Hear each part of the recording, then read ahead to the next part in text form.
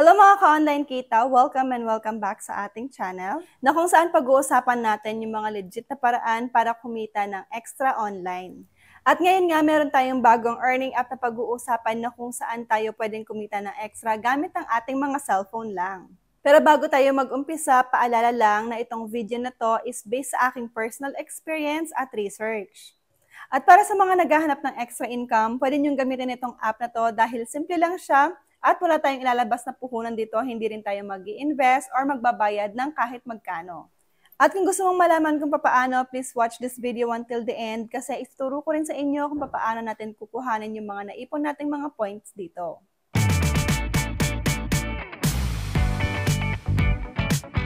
Ang app na pag-uusapan natin ngayon ay tinatawag na DigiWords. Isa itong app na nagbibigay ng mga simpleng task gaya ng CAPTCHA typing, app testing, at mga surveys. Yung CAPTCHA typing is yung nakikita natin dyan sa screen na ginagawa ko. So, kung ano man yung mga numbers na nakikita ko dyan sa screen, tinatype ko lang sila and then pinipindot ko yung go button. Or pwede rin naman yung arrow papuntang right yung pindutin para mas mabilis instead na yung go button sa taas. Yung sunod naman is app testing. So, itong app na to is bibigyan ka ng iilang mga games or apps na pwede mong subukan and then nagbibigay sila ng mga points after mo matapos yung task na yon. Nakadepende sa app na i-try mo yung number of coins or points na ibibigay nila. Kaya pwede mong hanapin yung merong pinakamalaking binibigay na points and then unahin mo yung i-download. Tapos sunod-sunod mo sila hanggang matapos mo lahat ng mga app or yung mga task na nandoon. And then yung mga surveys naman, merong iilang mga surveys na pwede mong sagutin. Merong about sa mga products, sa mga shopping center, sa mga sasakyan, sa mga bahay, sa mga damit, iba-iba sila. So,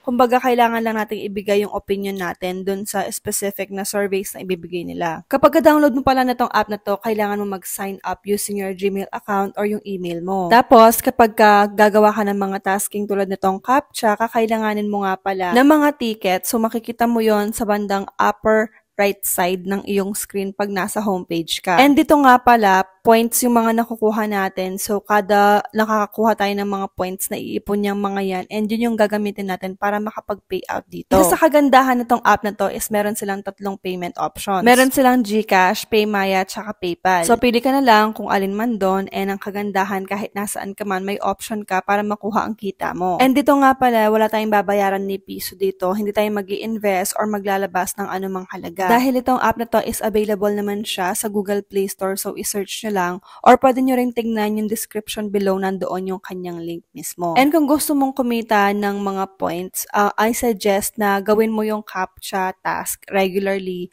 Tapos tapusin mo ng maayos yung mga app testing para ma-approve agad yung mga points at mag-reflect doon sa mga naipon mo na. At yung mga nakikita natin dyan na AdGate, AdGem, yan yung mga survey. So kung gusto nyo mas makakuha kayo ng mga puntos or mga points, gawin nyo din sila. Yung nakikita natin sa home screen na playtime option, yun yung app testing na task. Kapag ka pinindot nyo yun, lilitaw na doon yung mga apps na pwede nating i-test and hanapin nyo lang yung merong binibigay na malaking points tapos unahin natin siyang gawin. And then sunod-sunod na nun hanggang sa maubos lahat ng mga app na pinapatest nila sa atin para mas makakuha tayo ng mga points dito. At dito nga pala sa pagka-CAPTCHA, kapag halimbawa nagkamali ka ng pag-type ng number, wag mo na siyang i-delete pa. Ang gawin mo is i-go mo na lang, tapos i-retype mo na lang ulit yung tamang sagot. For me kasi mas mabilis yun compare dun sa i-delete mo pa tapos i-retype mo ulit. So, yung ginagawa ko is na-type ko kapag kamali, i-go ko pa rin tapos i-retype ko na lang siya. At tulad ng sabi ko kanina, yung nakikita natin sa below ng playtime, yan yung mga AdGem, AdGates, ayan mga surveys yan. Mga task din sila na pwede nating gawin. So, pwede nyo rin subukan. Mas maganda na i-explore ninyo yung app mismo para mas alam nyo siyang gamitin. Madali lang naman siyang gawin at madali rin naman siyang intindihin. Kaya i-explore nyo na lang siya. And ito yung sample ng mga app testing na task na meron ako dito sa isang phone ko. So ayan, hinahanap ko lang yung merong pinakamaraming points na binibigay. Tapos yun yung una kong ginagawa. At kapag natapos ko na yung task ko doon sa unang app, ang gagawin ko is aantayin ko muna na mag-reflect na yung mga points na naipon na-earn ko or nakuha ko doon sa app na yon after ko gawin yung task.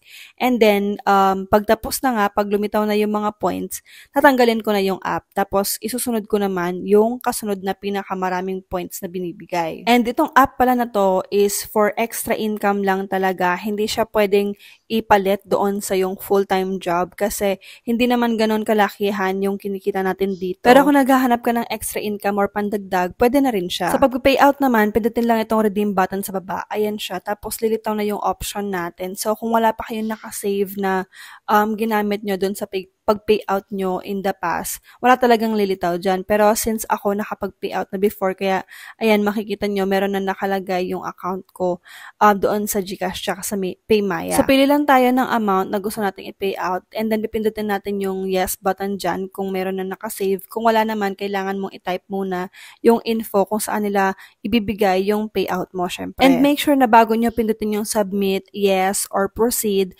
dapat tama muna yung ilalagay nyo dyan kasi kapag na-process nyo na, naku, hindi na pwedeng i-reverse yan. At minsan, kapag nag-payout tayo, merong error message na lumilitaw yung parang ganito. So, known issue yan sa kanila, pero hindi naman maaapektuhan yung pag-payout natin. So, kapag na-process mo na siya na una, itry mo lang ulit siyang i-process ulit. Kapag same error message yung lumitaw, ibig sabihin na process na nun.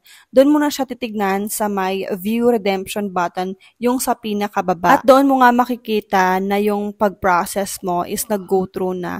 Kapag nakita mo na, ayan, meron na siyang processing or, ayan, pending na payout withdrawal. Kapag ka-check na yung lumilitaw doon sa ilalim ng pinayout mo or pinrocess mo, ibig sabihin na send na yung iyong payout. Pero kung parang kulay yellow pa rin siya, ibig sabihin in progress or pending pa din yung iyong transaction. Wait for 3 business days lang noon yung process niya.